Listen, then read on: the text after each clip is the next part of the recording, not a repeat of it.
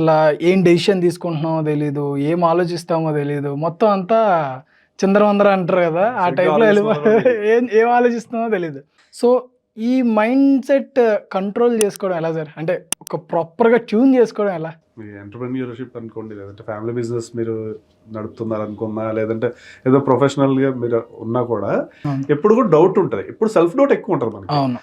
డౌట్‌లు కూడా ఉంటాయి. ఒక పొద్దున్న ఫండింగ్ లెగిసిన వస్తుందా? దగ్గర నుంచి రాత్రి వరకు ఒక యుద్ధం జరుగుతూనే ఉంటది. జరుగుతూనే ఉంటది. కాబట్టి యుద్ధంలో ఎప్పుడు ఇద్దరు ఉంటారు. ఇక్కడ ఒకళ్ళే ఒకళ్ళే ఉంటారు. ఉంటారు. If you refer to any Mahabharata ఇవన్నీ రిఫర్ చేస్తే ఇక్కడ అర్జునుడు యుద్ధం చేయడానికి భయపడ్డాడు. హ్మ్.